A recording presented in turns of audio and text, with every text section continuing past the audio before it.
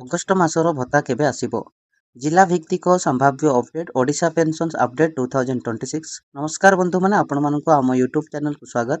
ଆଜିର ଭିଡ଼ିଓରେ ଆମେ ଆଲୋଚନା କରିବା ଅଗଷ୍ଟ ମାସର ଭତ୍ତା କେବେ ଆସିପାରେ, କେଉଁ ଜିଲ୍ଲାରେ ପ୍ରଥମ ଟଙ୍କା ଜମା ହୋଇପାରେ ଏବଂ ଆପଣ କେମିତି ନିଜ ବ୍ୟାଙ୍କ ଖାତାରେ ଭତ୍ତା ଯାଞ୍ଚ କରିପାରିବେ।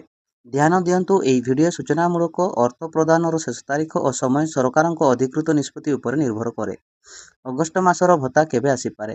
ପ୍ରତି ମାସ ସାମାଜିକ ସୁରକ୍ଷା ଭତ୍ତା ବଣ୍ଟନ ସ୍ଥାନୀୟ ପ୍ରଶାସନିକ ଓ ବ୍ୟାଙ୍କ ପ୍ରକ୍ରିୟା ଅନୁସାରେ ହୋଇଥାଏ। ସମସ୍ତ ଜିଲ୍ଲାରେ ଏକା ସାଥିରେ ଟଙ୍କା ଜମା ହେବା ଆବଶ୍ୟକ ନୁହେଁ। କେତେକ ସ୍ଥାନରେ ଶୀଘ୍ର ଏବଂ କେତେକ ସ୍ଥାନରେ କିଛି ବିଳମ୍ବ ହୋଇପାରେ।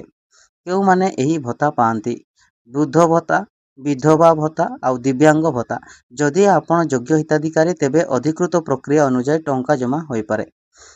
ଜିଲ୍ଲା ଭିତ୍ତିକ ସମ୍ଭାବ୍ୟ ଅପଡେଟ୍ ହେଉଛି, ବହୁତ ଦର୍ଶକ ବିଭିନ୍ନ ଜିଲ୍ଲାରୁ ପଚାରୁଛନ୍ତି।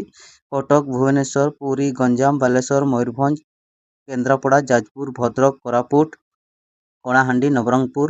ମନେ ରଖନ୍ତୁ, ଭତ୍ତା ଜମା ହେବାର ସମୟ ଜିଲ୍ଲା ଓ ପ୍ରଶାସନିକ ପ୍ରକ୍ରିୟା ଅନୁଯାୟୀ ବିଭିନ୍ନ ବା ଭିନ୍ନ ହୋଇପାରେ। କୌଣସି ନିର୍ଦ୍ଦିଷ୍ଟ ଜିଲ୍ଲା ପାଇଁ ଅଧିକୃତ ଘୋଷଣା ନଥିଲେ ନିଶ୍ଚିତ ତାରିଖ କହିହେବ ନାହିଁ। ବ୍ୟାଙ୍କ ଖାତାରେ ଟଙ୍କା କେମିତି ଯାଞ୍ଚ କରିବେ? ପାସବୁକ୍ ଅପଡେଟ୍ ରଖନ୍ତୁ, ଏଟିଏମ୍ କିମ୍ବା ମିନି ଷ୍ଟେଟମେଣ୍ଟ ଦେଖନ୍ତୁ, ବ୍ୟାଙ୍କ ଏସଏମଏସ୍ ଯାଞ୍ଚ ରଖନ୍ତୁ। ଆବଶ୍ୟକ ହେଲେ ବ୍ୟାଙ୍କ ପାଖରେ ବା ଶାଖାରେ ଯୋଗାଯୋଗ କରନ୍ତୁ। ଟଙ୍କା ନ ଆସିଲେ କ'ଣ କରିବେ? ଧୈର୍ଯ୍ୟ ରଖନ୍ତୁ, ଖାତା ବା ବ୍ୟାଙ୍କ ଖାତା ସକ୍ରିୟ ଅଛି କି ନାହିଁ ଯାଞ୍ଚ କରନ୍ତୁ। ଆଧାର ଓ ବ୍ୟାଙ୍କ ତଥ୍ୟ ଠିକ୍ ଅଛି କି ନାହିଁ ଦେଖନ୍ତୁ। ଗ୍ରାମ ପଞ୍ଚାୟତ କିମ୍ବା ବ୍ଲକ କାର୍ଯ୍ୟାଳୟରେ ସମ୍ପର୍କ ରଖନ୍ତୁ।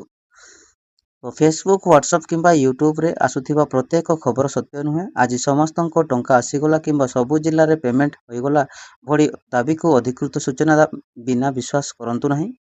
ତ ବନ୍ଧୁମାନେ, ଅଗଷ୍ଟ ମାସର ଭତ୍ତା ସମ୍ବନ୍ଧୀୟ କୌଣସି ନୂଆ ଅଧିକୃତ ଅପଡେଟ୍ ଆସିଲେ ଆମେ ଆପଣଙ୍କୁ ଶୀଘ୍ର ଜଣାଇବୁ। କମେଣ୍ଟରେ ନିଜ ଜିଲ୍ଲାର ନାମ ଲେଖନ୍ତୁ ଏବଂ ଆପଣଙ୍କ ଭତ୍ତା ଆସିଛି କି ନାହିଁ କମେଣ୍ଟରେ ଜଣାନ୍ତୁ। ଭିଡ଼ିଓଟି ଭଲ ଲାଗିଥିଲେ ଲାଇକ୍ କରନ୍ତୁ, ସେୟାର କରନ୍ତୁ ଏବଂ ସବସ୍କ୍ରାଇବ୍ କରିବାକୁ ଭୁଲିବେ ନାହିଁ।